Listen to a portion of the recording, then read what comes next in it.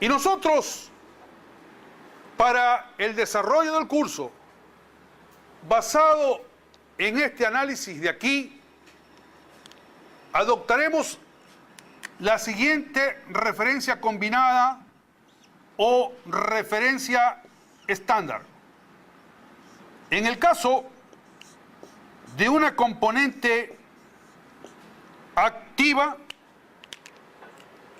la flecha de dirección para la corriente deberá estar señalada de menos a más a través de la marca de polaridad.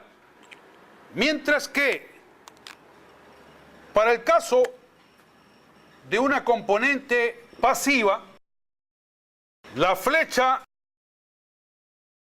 de dirección para la corriente deberá estar señalada de más a menos a través de la marca de polaridad. Esa convención manejaremos nosotros en el desarrollo de la teoría de redes eléctricas.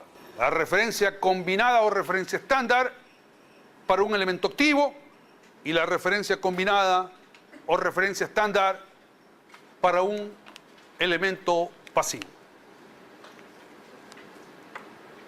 Ahora que hemos hecho estas definiciones previas de componente activa, componente pasiva, y hemos visto las referencias combinadas que vamos a utilizar, presentemos a las componentes activas. Vamos a hacer aquí un pequeño cuadro sinóptico.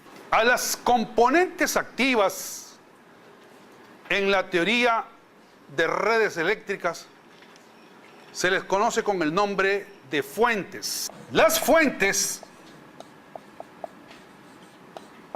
pueden ser fuentes independientes o fuentes dependientes o controladas. Las fuentes independientes pueden ser ideales o reales.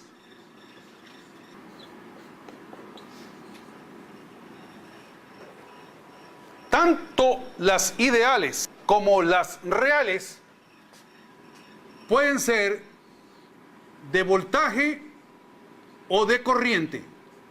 Es decir, que podemos hablar de una fuente independiente ideal de voltaje, o de una fuente independiente ideal de corriente, o de una fuente independiente real de voltaje, o de una fuente independiente real de corriente. En cuanto a las fuentes dependientes o controladas, son 4. La fuente de voltaje controlada por voltaje. La fuente de voltaje controlada por corriente. La fuente de corriente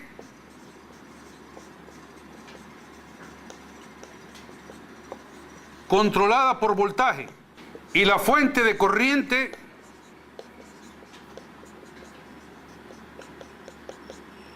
controlada por corriente.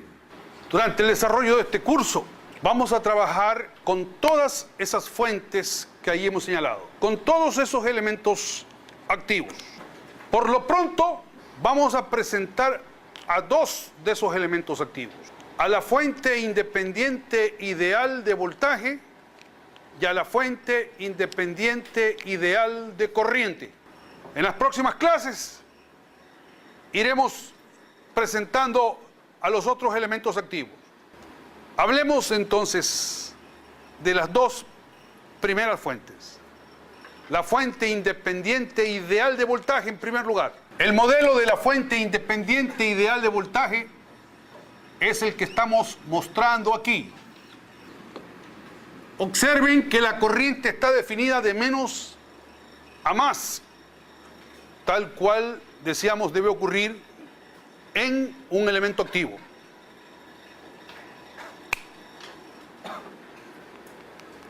Esa fuente se dice que es independiente porque nos entrega un determinado voltaje en sus terminales independientemente de la corriente que circula a través de ella. Se dice que es ideal porque puede suministrarnos energía infinita si es que así la red lo requiere. Porque puede suministrarnos energía infinita si es que así la red lo requiere. La fuente independiente ideal de corriente tiene este modelo de aquí. La flecha al interior de la fuente nos indica la dirección en la cual entrega la corriente. La fuente se dice que es independiente porque nos entrega determinada corriente independientemente del voltaje existente en sus terminales. Se dice que es ideal porque puede entregarnos energía infinita si así lo requiere la red. Tal como decíamos hace un momento, por lo pronto vamos a trabajar con estas dos componentes activas. La fuente independiente ideal de voltaje y la fuente independiente ideal de corriente.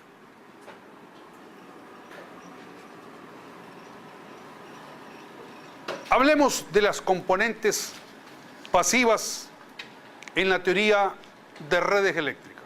A las componentes pasivas en la teoría de redes eléctricas le vamos a exigir el cumplimiento de los dos requisitos generales que nosotros hablábamos respecto de las componentes de un sistema físico. ¿Cuáles son esos dos requisitos? Primero, que sean lo más sencillas posible, entendiéndose por sencillez de que incorporen al estudio del sistema, en este caso al estudio de las redes eléctricas, el menor número de leyes físicas. Y en segundo lugar, que en esas componentes pasivas se pueda asociar a las variables de interés del sistema. Variables que ya las hemos elegido: diferencia de potencial o voltaje e intensidad de corriente. Por lo tanto, en las componentes pasivas que nosotros definamos, ahí deberán poderse asociar el voltaje y la corriente. Empecemos, en primer lugar, refiriéndonos a la sencillez de la componente. Bueno, lo primero que se nos ocurre es que para que la componente sea lo más sencilla posible, la componente debe ser de dos terminales. Mientras más terminales estén involucrados, mayor será la complejidad de la componente, mayores variables intervendrán ahí en el análisis de esa componente. Así que lo primero que se nos ocurre es que la componente sea de dos terminales. Y si la componente es de dos terminales, entonces las variables asociadas con la componente se van a asociar en pares. Recordemos cuáles son las variables que nosotros definimos dentro de los sistemas eléctricos: carga, voltaje, corriente, enlaces de flujo, aparte por supuesto de potencia y energía. Significa entonces que podemos presumir que cualquier asociación entre estas variables puede originar una componente pasiva.